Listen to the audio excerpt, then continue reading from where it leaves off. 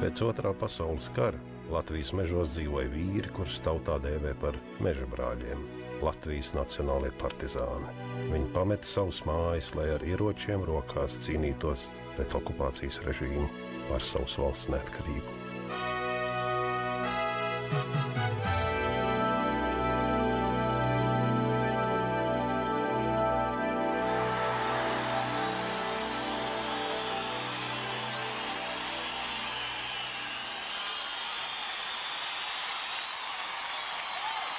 Now today I stand with you here, and on behalf of all Americans, I proudly take a place in that unbroken chain for freedom. The chain stretches back to your grandparents, exiled to the wastelands of Siberia, many never to return. Back to your fathers, men who took to the forest to resist the occupying troops. And to you, who took up their cause, stood vigil over the bonfires of liberty, and sang the songs of independence. And to those in all generations who gave their very lives for freedom. Vabadus, Laisva, Brīvība, freedom! Līdz Nacionālo partizānu atzīšanas dienai bija jāpaiet 50 gariem gadiem. Pēc Otrā pasaules kara beigām ASV līksmojošai sabiedrībai par Baltijas pretošanās kustībām nebija vaļas domāt. Uzvara pār nacismu bija pamats priekam arī Londonā un Maskavā. Pavisam cita situācija bija Latvijā, kur kara beigas sev nelīdz teroru un masveida represijas. 1944. gada jūlijā Padomju Savienība Latviju okupēja otrais. Jau tā paša gada vasarā Latvijas austrumdaļā komunistiskajiem okupantiem ar ieročiem pretojās tie, kas sev sauc par mežabrāļiem. Karam beidzoties 1945. gada 8. maijā kapitulēja Kurzemē izvietotās Vācijas armijas daļas. Latviešu karavīram, kurš Vācu pakļautībā bija varonīgi cīnījies, lai aizstāvētu Kurzemi no komunistiem, bija jāizšķirs. Nonākt PSRS ieslodzījuma nometnēs vai iet mežā un ar ieroci rokās cīnīties pret okupantu varas vīriem. Tā Kurzemē vien mežabrāļu gaita sāk vairāk kā 4000 latviešu leģionāri, tobrīd jauni zēni. Lielā mērā cerības par Latvijas valsts neatkarības atjaunošanu nacionālie partizāni saistīja ar iespējamo militāro konfliktu starp Padomju Savienību un tās sabiedrotajām ASV un Lielbritāniju. Trešā pasaules kara gadījumā Latvijas partizāni bija gatavi aktīvi piedalīties cīņā pret PSRS. Taču Otrā pasaules kara uzvarētāju valstu konferencēs 1943. un 45. gadā rietumi neiebilda pret Baltijas nonākšanu PSRS interešu sfērā. Mēs jau nezinājām, kad 45. gada janvārī Altas konferencē jau bija nolemts, ka Baltija paliek Krievijam. To jau mēs nezinājām. Pēc arī mēs vēl cerējām, ka varbūt kaut bija tas augstais karš jau bija sācies. Tur jau ļoti, kā saka, bija diezgan asas tās pretestības, ka varu sākties karš. Ko mēs darītu? Mēs gaidītu. Mēs ar karotu pret Krieviem. Un tad mums būs šanses atkal, kā saka, atgūt savu neatkarību. Tomēr tautā un vispār pasauli zinātu, ka tā tauta nepadodas tā, nav, kā saka, ir kas par viņu tomēr cīnās.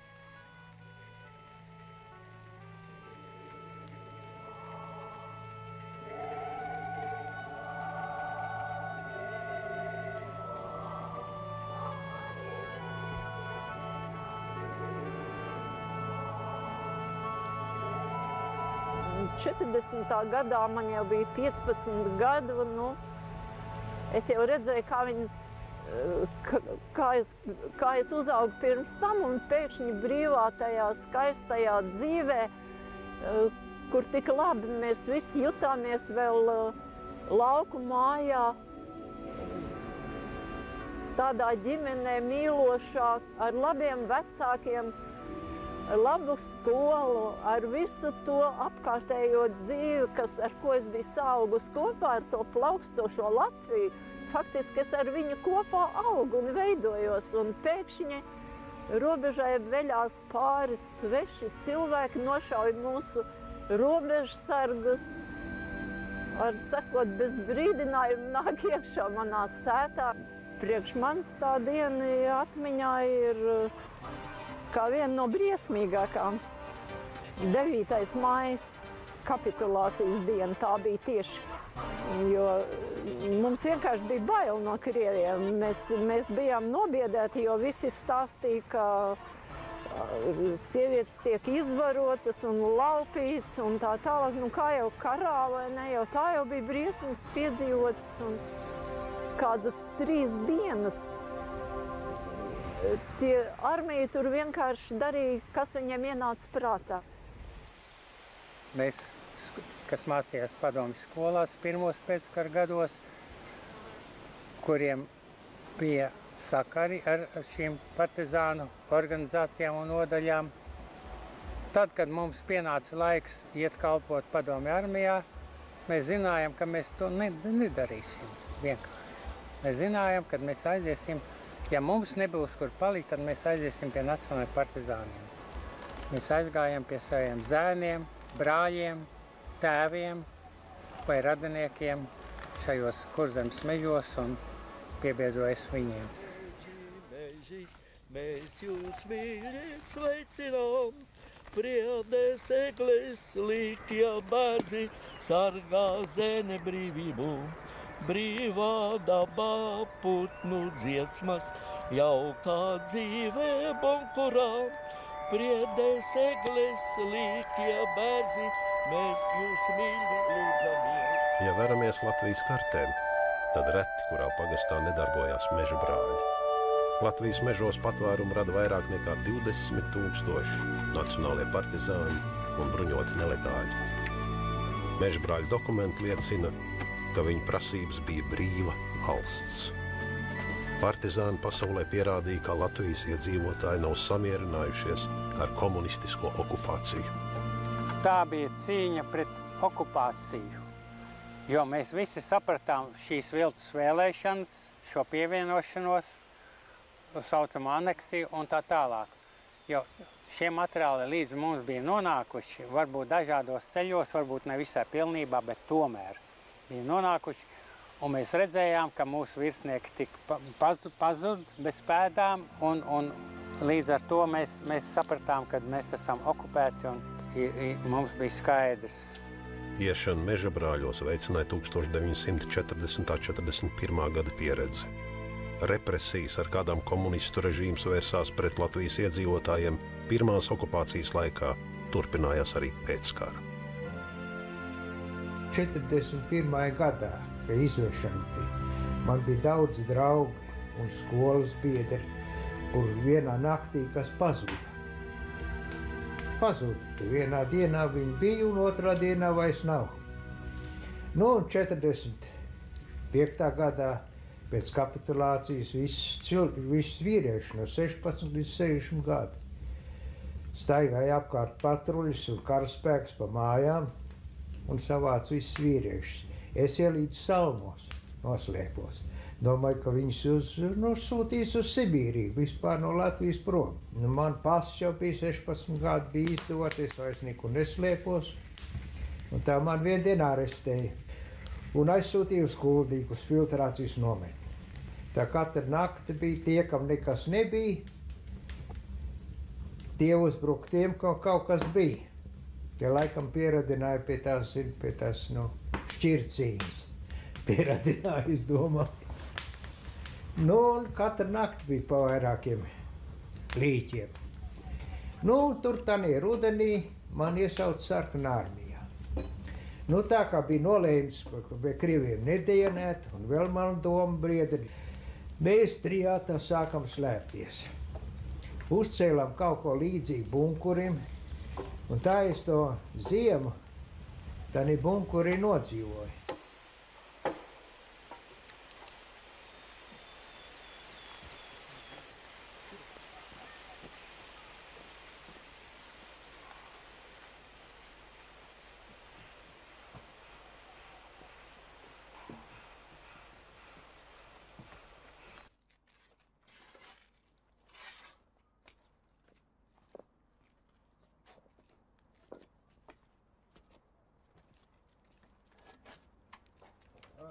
Sveicināt! Palikšiem nav no aizjošā laikmeta. Uz laimes jaunāk. Jā. It kā nemaz nebūtu kļuvuši vecāki. Kārlis Grīnerts bija viens no daudzajiem Vidzemes partizāniem. Viņu par bruņoto pretošanos 1947. gadā notiesāja ar nāves sodu. Tas gan tika nomainīts pret 25 gadiem koncentrācijas nometnē. Grīnerts apžēlošanu nelūdza, un tāpēc palika ieslodzīts līdz pat 1971. gadam. Latvijā viņam neļāva atgriezties.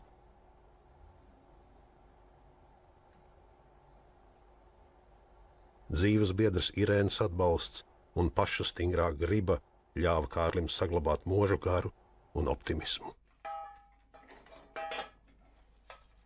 Tā sabiedrība, kas izveidojās tuvīt pie padomniekās, tās bija sabiedrības padibenes, viss tāds, cik viņi mežonīgi un bezskaunīgi rīkojās, vai ne, un kā apgājās ar godīgiem, kārtīgiem strādniekiem un cilvēkiem. Tu nekā nevarēji pievienoties, ies pieteikties, tev paņems tāpat kāds stāvoklis ir gūstēkļi nometē, to jau zināja. Un iet un pieteikties brīvprātīgi, vai ne, tas pat kā galvu bāzt ugunī. Jebkurā brīdī es dzīves nepadošos. Ja par tautas likteni un savu dzīvi domājot tev sadrūmusi sirds, tad nāc pie ugunskura un paraugies kā vecais saimnieks Sētuvi Pin. Sīksts un nenomocāms bija šis latviešu vīrs. Viņš negāja bojā, bet atguva brīvību savai zemei un pārticību ļaudīm. Viņš zināja laiku, kad lietā likt savu niknumu un spēku, lai pasaules staiguļus uz laiku ārā no tēvu zemes robežām izvajātu. Paraugies meža vīros pie ugunskura, kas palīdz vecajam saimniekam dižu Sētuvi pīt. Vai viņi nav tā paša kaluma, kā latvieši, Sētuvi pinēja pirms gadu desmitiem, pirms gadu simteņiem un tūkstošiem?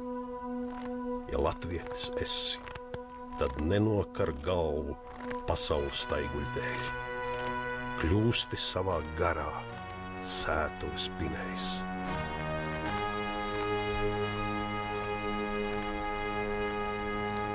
Bez atbalstītājiem nav varējusi pastāvēt neviena partizānu kustība. Latvijā meža brāļus atbalstīja tūkstošiem zemnieku. Partizānu atbalstītājs skaits jaušams lasot 49. gada martā izsūtītos sarakstus. Viens no izsūtīšanas mērķiem bija bruņotās pretestības likvidēšana. Pirmie meža brāļi sāk nākt, tas bija 45. gada pēc kapitulācijas, pēc kādu mēnešu apmēram. Un pēc tam es ar viņiem jau satikos regulāri. Es pats kādreiz gāju pāri Ventai arī. Man bija ieroči savākt, bija munīcija, kā jau tādām puikām. Tos es atdevu viņiem, cik man pašam palika tikai šitā Krievu desanta automāts. To es mājās atstāju. Nāca ciemos, nāca pēc pārtiks, cik es varēju, es palīdzēju viņiem. Es jau neprasīju, kas viņi tādi ir, no kurienes viņi ir, un tās lietas labāk, ka mazāk zinu. Nu, pēc tam jau ar Oļģertu mēs, var teikt, bieži satikamies. Es ar Oļģertu, viņš pat mani gribēja, viņš saka uz nometni. Vienreiz nāca līdz uz nometni pārgulēt. Es pārgāju pāri viņam satikties, un es saku, nē, uz nometni es neiešu. To es negribu zināt, kur jūs nometni ir. Maskas var gadīties, un tad var domāt uz mani. Eduards Auze, kuldīgi sapriņķī, atbalstīja Oļģerta Kārkliņa, Artūra Ernesta Legzdiņa un citu grupu partizānus. 1947. gadā Eduards piebiedrojās Arvīda Krišjāņa grupas vīriem.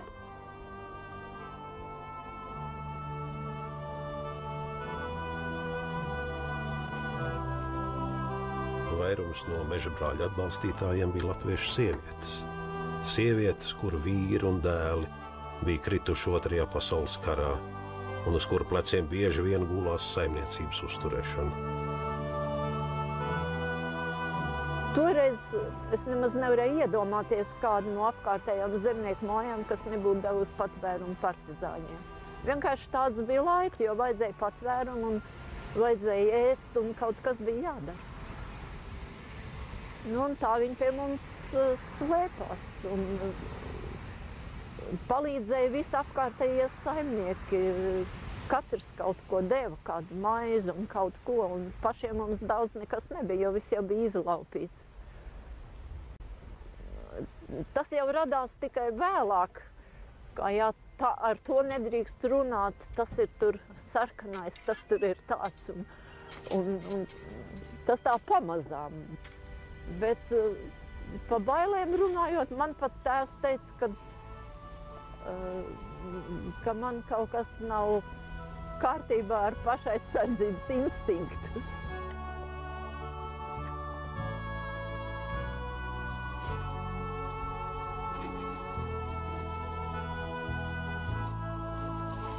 Tie taču bija mūsu karavīri, mūsu leģionāri, mani vienaudži.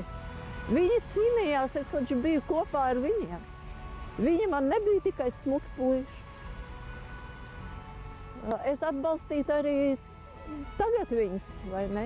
Tos jaunos smukos puišus, jo tā ir viena cīņa. Jo tas taču ir dabīgi. Mēs esam viena tauta. Nu, es jutos kaut kā saistīta ar to visu.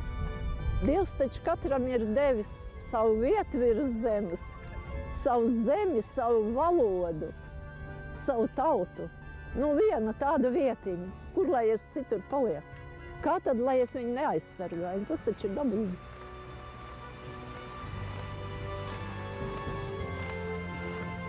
Lidija Lasmane par partizānu atbalstīšanu notiesāja 1946. gadā, bet viņas pretestības gars netiks salauzts arī pēc vairāk kārtējas tiesāšanas par disidenta darbību vēlākajos gados.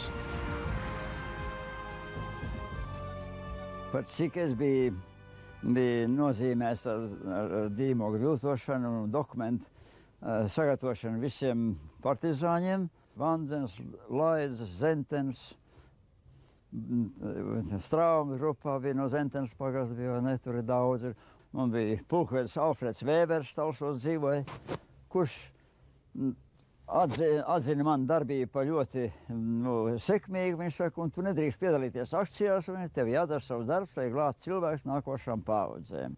Jo man devīze bija tā, ka mēs varam nodzīvot gadu, 2, 3 gadu mežos, ne jau 10 gadiem. Un bez dokumentiem neviens nekur nevarēja darīt, neko ne. Tu pa 10 kilometri tu nevarēji aiziet, ja tev nezinu, kas tev pat Rīgā nevarēja iebraukt, ka tev neapcietināti toreiz. Neviens cilvēks nenodeva, neviens manā darbībā netika apvainots, vai ne? Un kā man apcietināja, Kutas ņēmis blanks. Vienīgais, ko es varēju, jo es 25. janvārī 46. gadā Bonzaks krita 3 gabalu. Bonzaks, viņam Svainis un Žanis Vītols krita aiz Ārlavām. Un tas bija vienīgais alībī, ko es pateicu, ka viņš man ir apgādājis visus tās dokumentus, ko man vajadzēja, vai ne, lai es nenesu savu atbildību, kuras viņš ir dabūjis. Un šodien, kas jau dzīvi palikuši, tie pateicība man paradā par savu dzīvību. Latgale bija pirmais novads, kur jau 1944. gada jūlijā skāra Latvijas otrreizējā okupācija. Kā pretspēks režīmam, Ziemeļlatgalē izveidojās Latvijas Nacionālo partizānu apvienība ar gandrīz 2000 cīnītāju.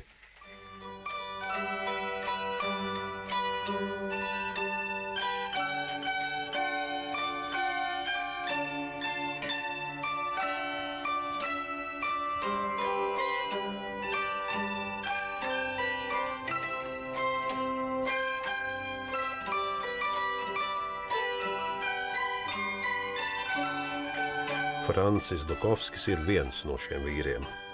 Viņu, tāpat kā citus jauniešus, mežabrāļi apmācīja pēc Latvijas armijas reglamenta. 1945. gada 2. martā Abrenes apriņķis Tampakpurvā notika lielākā kauja Latvijas Nacionālo partizānu kara vēsturē. Kauja pierādīja, ka mežabrāļiem frontāli cīnīties ar PSRS iekšlietu karaspēku ir bīstami. Lai gan oficiāli tika atzīts, ka karaspēku vienības zaudējumi bija milzīgi, arī partizāni zaudēja 38 vīrus no 300. Turpmāk mežabrāļi sadalījās mazākās, toties mobilās grupās. Tomēr uzbrukums izpildu komitejām un pagastu čekas nodaļām veica maksimāli liels partizānu skaits mazajām grupām apvienojoties. Austrumlatvijā 1946. gada 7. janvārī Riharda Pārupa grupas vīri ieņēma pat Gostiņu pilsētu. 1945. gada jūlijā liela partizāna organizācija Latvijas Tēvzemes sargu partizāna apvienība izveidojās Dienvidlatgalē un Sēlijā. Tovasar apvienības grupas Ilūgstes apriņķī paralizēja 10 pagastu padomju darbu, uzbrukot izpildu komitejām un ieņemot tās. Uzbrukumi notika arī turpmāk.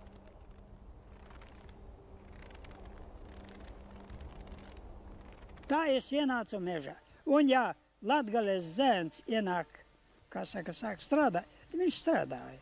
Cik daudzi, kā saka, meža cirtējus atsvabinājām no šitā, klaušām. Vienkārši, ja gribat dzīvot, ejiet mājās. Tas nav nekas. Cilvēki sūdzās. Šitie ciema padomēs priekšsēdētāji ir zvēri. Mums mauc ādu par acīm. Ko jūs sēdat mežā, ka nekā nedarat? Jādara. Sākam darīt. Ieņemam Vietas izpildu komiteju. Salasījāmies grupā apmēram 40 cilvēku. Mani nostādīja ar pašu šauteņu uz Ilūgstes ceļa pie tilta 45. Nošāva vuškānu tādu milicijas, kā saka, pilnvarotu. Daudzi municijas dabujām. Opera polnomočnoju, kā saka, paņēmām gūstā to likvidēja, atveda uz mežu likvidēja. Un tā sākās.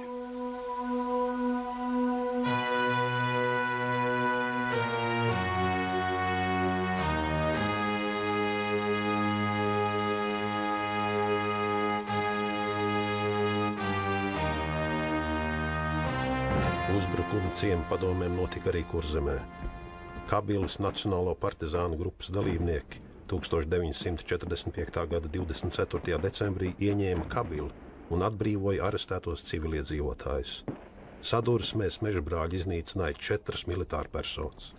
Kārkliņš Frits bija grupas komandieris, viņš ir vietējais, labi pārzina vietējos apstākļus, izolēja sakarus visu, izlika tas kausas tādas postiņas uz ceļiem, kas iet uz Kabili. Un es turmēju to Kabili, visu dienu noturēju Kabili.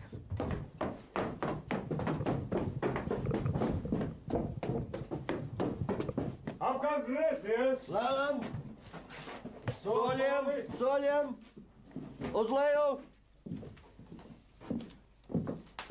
Cilvēkiem ir kājas Ziemassvētkos, viss, kas sagādāts, un visi nesa cilvēki, mums tur nesa maizītes, smalku maizītes, cits alu, cits šnabi nesa. Un tā mēs tur visu dienu, tā tie vīri visu dienu noturējās. Pienāca vakars, gāja atpakaļ bāzē. Partizāni vērsās arī pret drošības un iekšlietu iestāžu darbiniekiem, iznīcinātāju kaujiniekiem un militārpersonām.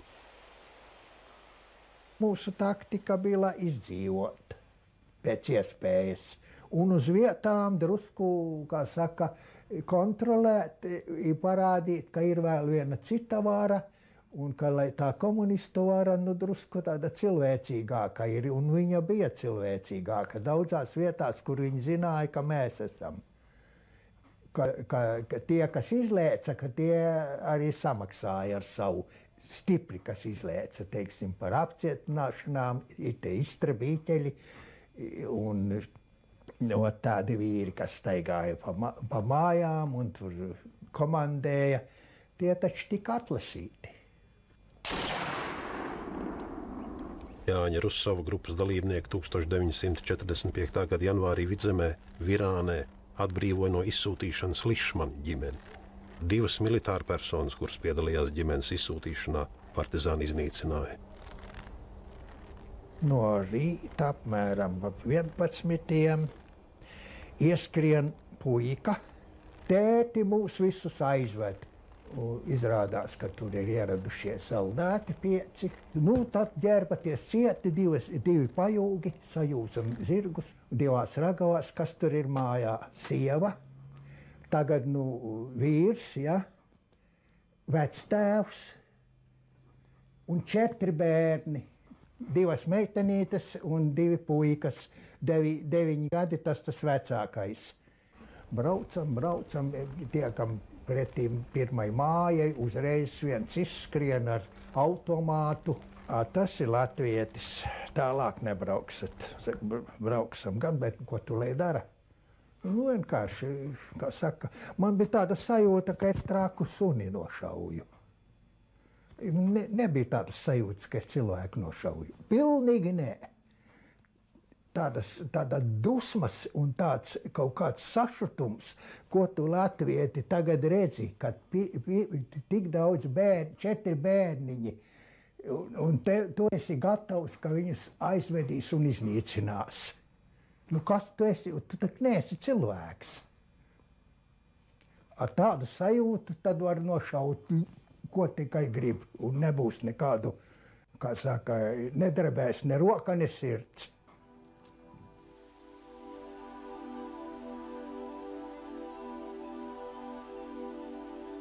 Lutriņu pagastā tādās vilku mājās bija tāds notikums liels. Tās mājās bija slēpušies 2 jauni cilvēki. Vai leģionāri, vai kas, to mēs nezinām. Un tie čekis par to uzzinājis un atbraukus viņus arestēt. Un tos viņus arestēja un atrada un aizvīja. Un tanī naktī viņi visi, tie sieviešu mājās, es nezinu, 3 vai nezinu, cik viņi tur vai 4 bija, tika noslepkavot, zveriskā veidā, un māja aizdedzināta. Bet mājas saimnieks saskrēja, un to uguni nodzēs. Un tas noziegums atklājās. Tas meita bija pakārt pie griestiem, kaut kas un kājas bija cepināts kaut kas pannā, kaut kas tauku vai kas tur. Viss tas bija redzams, jā. Un pēc tiem notikumiem tagad čeka un vietējie varas vīri izplata baumas, ka mežbrāļi to slepkavo bija izdarījuši. Mēs to izdzirdām, un viss, kas bija uzrunājuši, viens pēc otra arestēja. Un viņi atzinās. Tagad ņemam vien pēc otra tos nosauktos ciet. Gandrīz viss viņi ir iznīcināti. Es esmu rīkojos kā ar ienaidniekiem.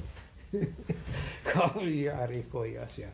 Tur jau nevarēja tur izpētīt, kas tur, kā juridiski, kā tas būtu pareizi. Jā, kas tur? Jā, tas jau redz, viens jau tas ir, kad esi bijis vienpersona, ieņēmis daudz samats. Ir bijis, ir izmeklētājs, prokurors un tiesnesis vienā personā. Mežs sargāja partizānus. Tajā varēja justies daudz drošāk nekā uz klāja lauka vai ceļa.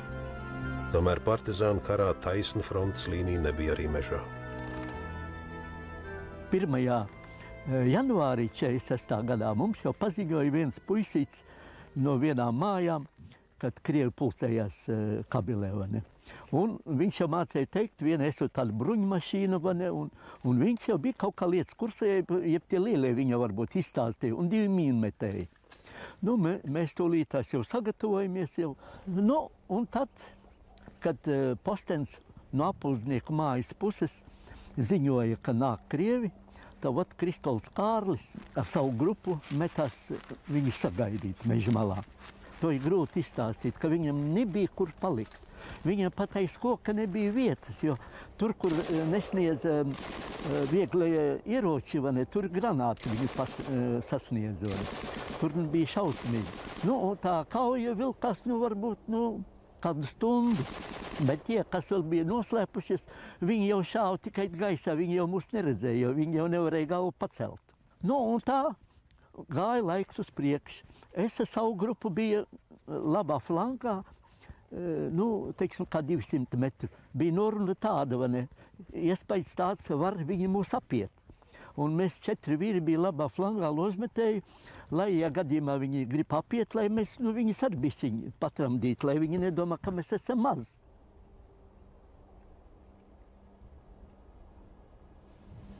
Visam mīlīt, viss izrakts.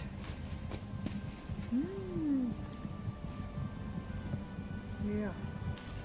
Haidi, vienīgais bunkuriņš bija. O, nu padomājies. Bet kā? Tie ir uzauguši pa šitiem gadiem. Cik tādāk bērziņš mazs un viss šitās. Tas, jā, viss sapulis. 1945. gada 24. decembrī Kuldīgas pagastā Artūra Ernesta Legsdiņa 30 partizāni ar viltu izlauzās no aplenkuma, iznīcinot arī vairākus uzbrucējus.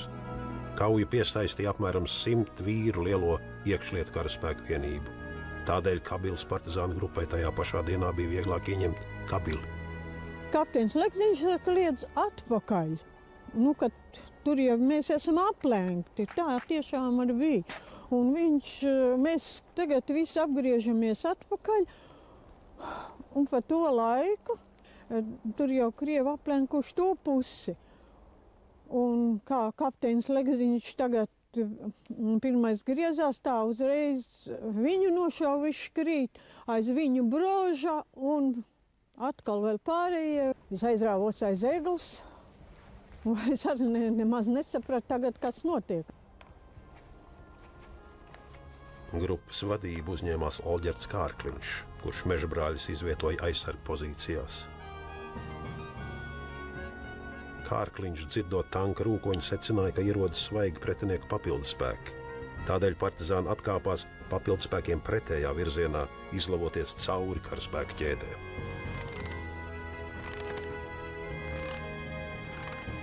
Mēs sākam kustēties, un tad tas postenis izšāva, tie Krievi, ja? Un kad viņi izšāva, tad atlikās, kas nāca aiz maniem, tie tad ņēma un tos nošāva. Jo cik nekas neatlika, ko darīt, tad cilvēki mēs būtu nošauti.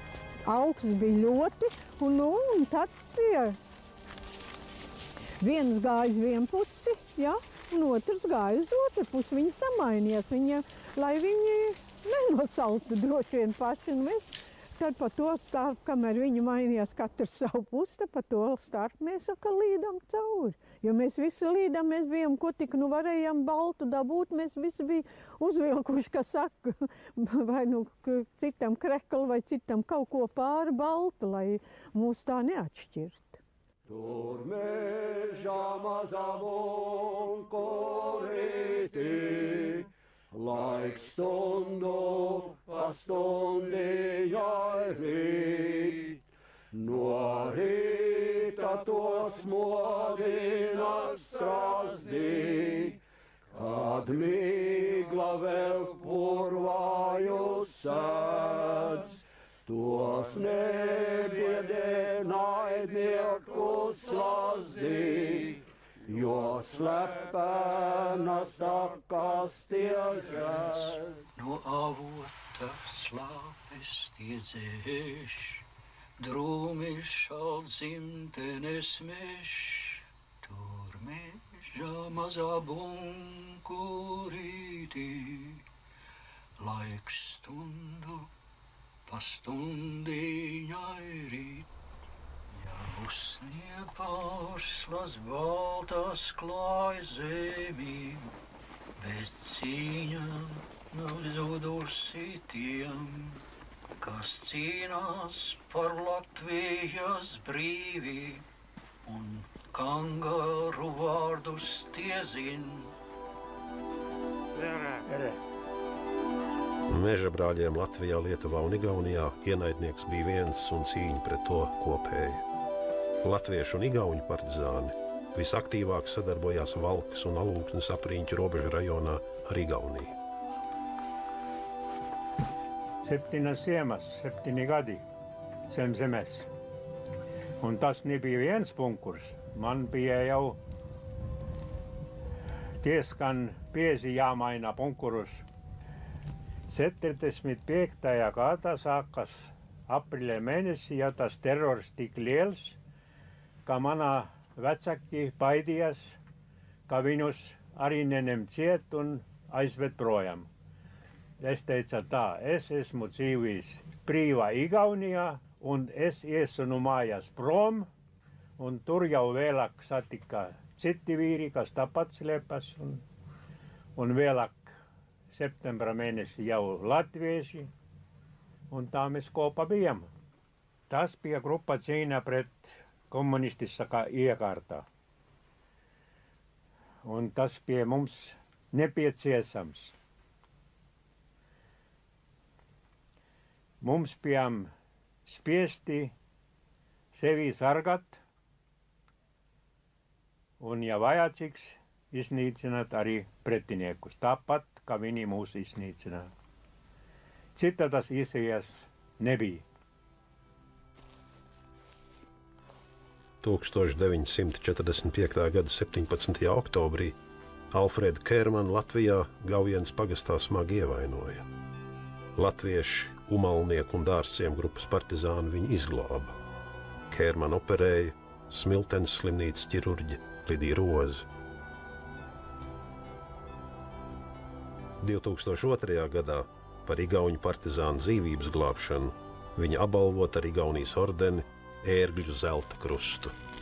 Arī ar vienu roku Kērmans bija cīnītājs līdz pat 1953. gadam. Es atminos par to lietu tik daudz. Ārste teica tā, ka slimnīcas apstākļos vairs nevar tu rokā klabāt, vajag tikai operēt. Es viņai teica tā, dariet, kā jūs labāk ziniet, un es esmu ar mieru. Un tad tālāk? Tālāk roku nogrieza, Andris aiznesa uz ābēdārzu vai aiz kūts, es nezinu, kur tur viņi noraka. Sētas malā es noraka. Sētas malā? Jā. Tu tagad tu neatradis vairs tu vietu. Tur ir nošķūrēts viss. Jā. Zāģēšanu, jā. Jā. Man liekas, pusstundu bija un rīt bija roka nost. Jā, nu pēc kādam 4-5 dienam stāvoklis uzlabojās. Tā jau bija cerības, ka dzīvot, bet sākumā jau diezkas nebija. Ilūkstas, Jēkabpils, Bauskas un Jelgavas apriņķos aktīvi sadarbojās arī Lietuvas un Latvijas partizāni. Tad, kad Latvijā bija par karstu 46. gadā, tad letiņa aizgāja uz Lietuvu. Un 48. gadā, kad bija otrādi, ja, tad lietuvieši atnāca pie mums ziemot. Tad tāda sadarbība, bet visu laiku sakari bija nepārtraukti. Ar grupām, ne tikai vienu grupu, bet daudzām. Tā kā mēs aplincām upes muižu 20 vīru, to krita 5 šitie te padomju varas balsti, kas tur bija pulcējušies kaut kādā sajietā, un tad vēl tur vairāki, kurus pēc akcijas, sagādas akcijas, mēs pielādējam 3 mašīnas ar veikalu produktiem. Tā saucamā rekvizīcija. Ja? Mēs oficiāli rekvizējām pēc Latvijas valsts likumiem. Kādu kara laikā notiek, kādā kārtībā notiek rekvizīcija. Bet kas attiecas uz izvešanām, ja mēs būtu zinājuši, ka kaut kas tāds būtu, mēs noteikti būtu jau tāpēc vien izgājuši ātrāk ārā. Tāpēc vien. Liktenis arī nospēlē savu lomu.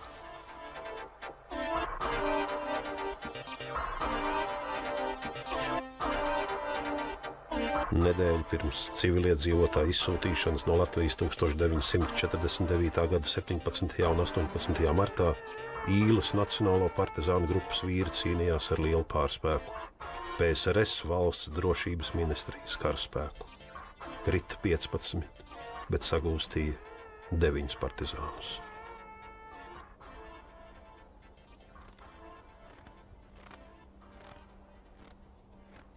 Jāsaka, kad par pašu kauju runājot, bunkurā atradāmies 24 vīri, bet pa nelaimi bunkurā jumtā ar sprāgstvielām izsita 2 caurumus, par kuriem sāk mest iekšā granātas. Un tad, kad granātas vairs nenāca, gāzās iekšā benzīns pa šiem caurumiem. Un, kad tas beidzās, tad sašāva iekšā raķetes un šo benzīnu, kas tecēja pa grīdu, pa malām, aizdedzināja. Jau tā bija bunkurs piepildīts ar gāzēm, jo turējāmies 6-7 stundas un izšāvām ļoti daudz municijas. Viss ventilācijas lūks bija aizbāzts ciet, un mēs smakām nost paši savās pulvergāzēs un arī degošo, gruzdošo segu dūmos. Un tā mūs ievainotas un pusnosmakušas izvilka ārā no bunkura un aizved uz Jelgavas čeku.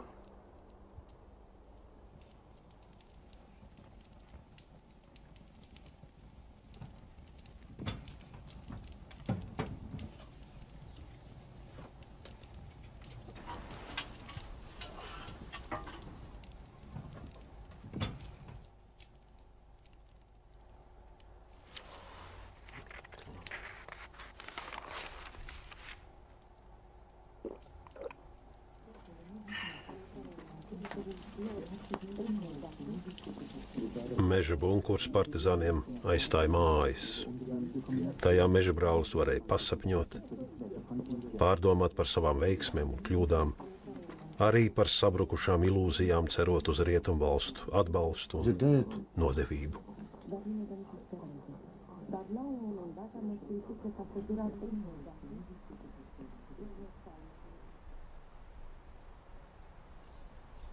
Lai salauztu pretošanos, drošības iestādes mežā iesūtīja savus aģentus, kuri uzdevās par meža brāļiem. Eduarda Auzas grupas biedrus čekas aģenti apšāva naktī gulošus. Smagi sašāva arī Auzu. Daudzus partizānus arestēja viltus angļu izlūkdienesta sakarnieka, īstenībā čekas aģenta Marģera Vītoliņa darbības rezultātā. Man šķiet, ka viņš jau bija, provokātors no dzimšanas. Viņš, piemēram, gribēja zināt, kurā vietā kur mums varētu, tā viņš uzdeva jautājums, ja būs tāds vajadzība, kur jūs satikt, Tur nāca un gāja. Viņš uzbrauca uz Rīgu un brauca atpakaļ, apkāries viksētos zābakas, apkāries ar fotoaparātiem, kā savās mājās gāja. Un ka viņam uzticējās vairāk, kā uzticējās paši saviem vadītājiem. Vispār jau tas galvenais, manuprāt, ir savu pretinieku nenovērtēšana. Tas ir tas smagākā kļūda, kāda var būt. Piedodiet par manu atklātību, ko es domāju. Tās ir manas personīgās domas. Mēs bijām kā teļu bars, partizāni. Kur gribēja, tur tas gāja. Kurš gribēja, to tas darīja. Vai tad tā drīkstēja būt? Tas bija liela kļūda, ka mums negatavoja armijā ne uz partizānu karu. Latvijā tajā laikā partizānu karš būtu bijis tik sekmīgs, ka nekā Krievi nevarētu izdarīt, neviena cilvēka neaizvestu. Un neko nevarētu iznīcināt. Par to tagad runāt. Tā bija liela kļūda. Mēs jau nezinājām, kas tas ir partizāņu karš. Pašiem bija jāatrod visas metodes, kā slēpties, kā sakarus, kā visu vajadzēja. Tur jau daudz kļūdu bija un daudz nevajadzīgu upuru. Es neteikšu, ka tas viss bija varvelti, jo tāpēc, ka mēs nebūtu kājuši mežā, tad mēs būtu visi iznīcināti Sibirijā vai atkal krituši Afganistānā vai kaut kur vēl tur. Tāpēc es skaitos, ka tā lieta nebija varvelti. Tagad gan mēs būtu gudrāki, bet tagad par vēlu ir.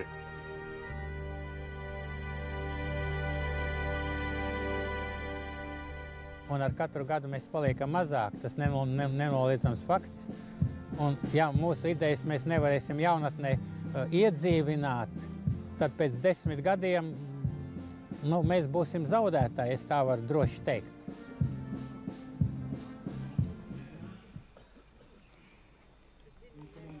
Latviešu jaunatne gaida no jums, lai jūs stiprinātu mūsu garu, lai vajadzības gadījumā arī mūsu roka spētu tvert pēc taisnības zobenu un šo zobenu arī noturēt. Un tāpēc aicinu jūs visus, stāstiet, par ko jūs cīnījāties, kādēļ to darījāt, lai šī jūsu cīņa nepalikt veltīga.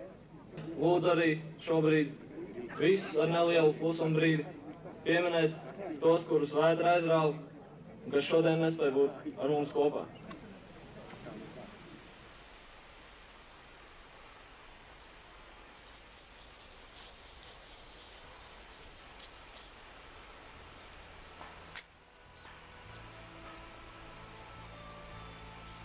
Mežs joprojām glabā partizānus. Ar vienu vēl ik gadu mežā atrod un ar militāru godu pārabedī kritušos cīnītājus.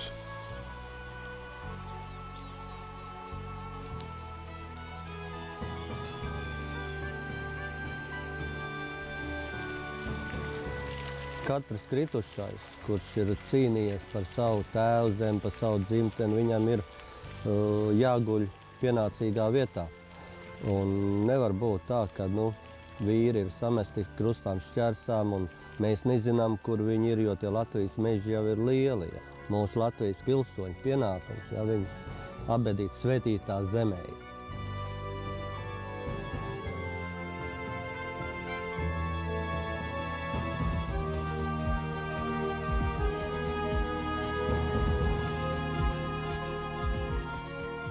Saule uzlec smirdzādama, atkal jauna diena aust. Saule uzlec smirdzādama, atkal jauna diena aust. Jaunes Kristus spēka gados, pašā ziedu laiciņā.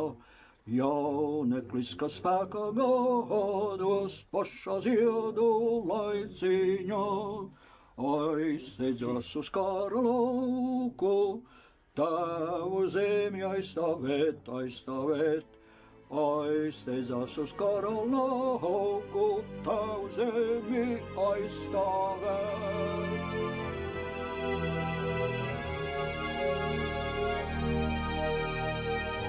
Šodien meža brāļi vēl ir mums līdzās. Kāds būs nākamais posms šajā brīvības ķēdē?